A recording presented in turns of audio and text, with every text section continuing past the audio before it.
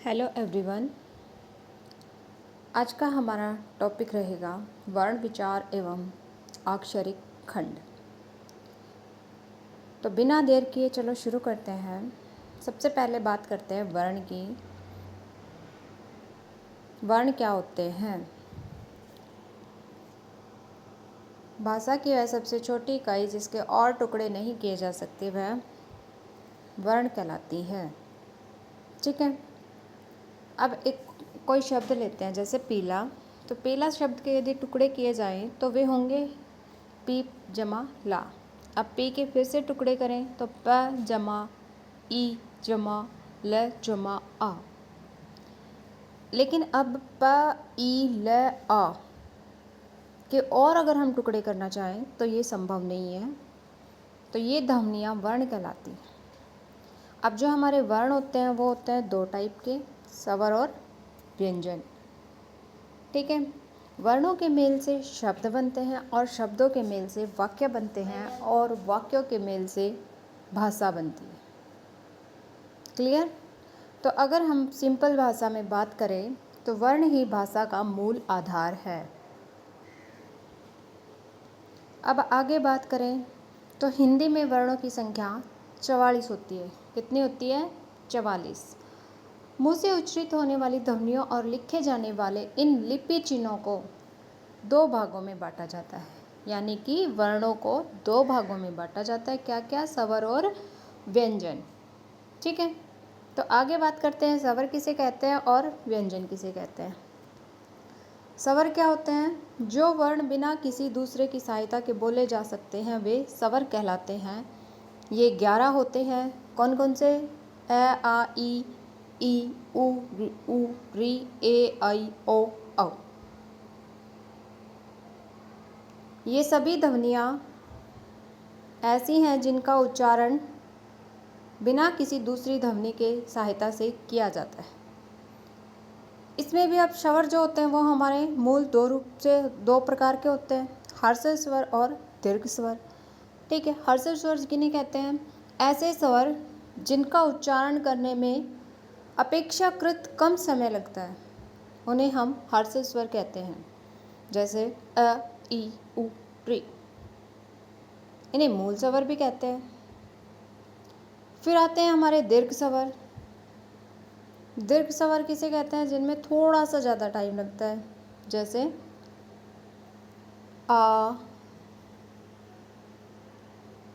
ई उ ए आई ओ औ। अब एक होता है अंग्रेजी का आ स्वर, जैसे डॉक्टर, कॉलेज। ये भी आजकल हमारी हिंदी में बहुत प्रयोग होता है। ठीक है। अब आगे बात करते हैं व्यंजन की। जो वर्ण स्वरों की सहायता से बोले जाते हैं वो व्यंजन कहलाते हैं। मूल रूप से व्यंजन स्वर रहित होते हैं और वो हलंत के चिन्ह के साथ प्रयोग होते हैं। अब व्यंजन का उच्चारण जो होता है वो हमारे मुख के अलग अलग भागों के स्पर्श करके होता है। ठीक है। व्यंजन जो होते हैं उन्हें हम बेसिकली 5 वर्गों में बांटते हैं। कौन कौन से? क वर्ग, च वर्ग, ट वर्ग, त वर्ग और प वर्ग। ठीक है। क वर्ग के अंदर आते हैं आपके क, ख, ग, घ, अड़ तथा विसर्ग। ये सारे जो होते हैं ये कंठ से बोले जाते हैं, इसलिए इनकी जो ध्वनि होती है वो कंठ होती है। फिर च वर्ग और च वर्ग के साथ अगर आप ई और य स इनको जोड़ दें तो ये तालु से बोले जाते हैं। इनकी जो ध्वनि होती है वो तालव्य हो जाती है। ट वर्ग जो होता है वो मूर्धा से बोला जाता है, यानी कि मूर्धन्य। त वर्ग जो होता है वो दांत से बोला जाता है, दांतों को टच करके, यानी कि दंत्य। प वर्ग जो होता है वो ओष्ठ से बोला जाता है, तो ये हो गया आपका ओष्ठ। फिर ए आई कंठ व तालु दोनों का प्रयोग होते हैं, तो कंठ तालव्य। व जो होता है वो दंत ओष्ठ है। ओ औ जो होते हैं वो कंठ ओष्ठ है। आगे बात करते हैं नासिक के व्यंजन।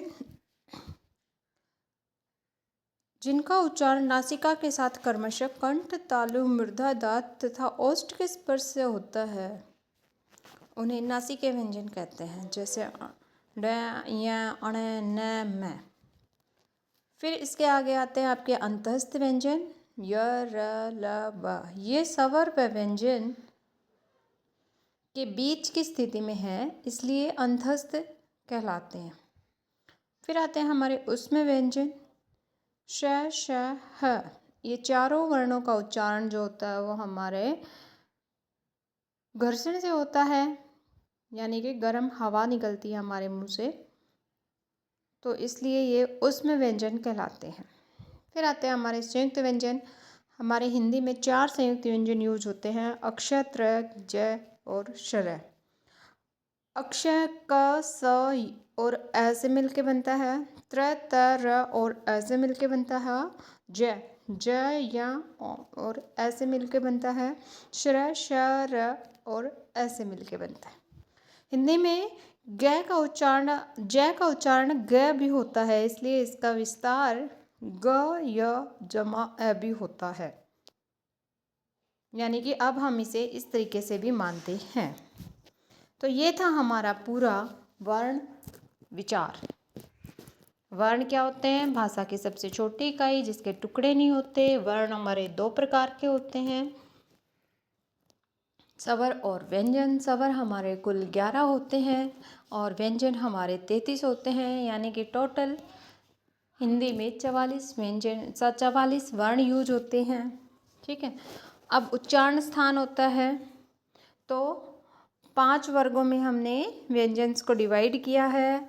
तो क वर्ग कंठ से, च तालु, ट मूर्धा, त दांत, प ओष्ठ, और इनके साथ ही हमारे स्वर भी आ जाते हैं, जैसे ए आ कंठ से बोले जाते हैं, ई तालु से,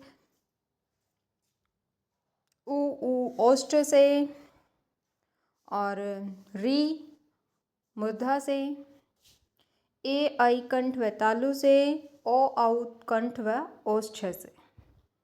ठीक है, अब व्यंजन जो होते हैं उनको और आगे उच्चारण के स्थान आधार पर और भी होते हैं, जैसे नासिक व्यंजन, अंतस्थ व्यंजन, उसमें व्यंजन और संयुक्त व्यंजन।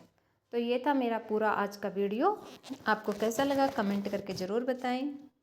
धन्यवाद।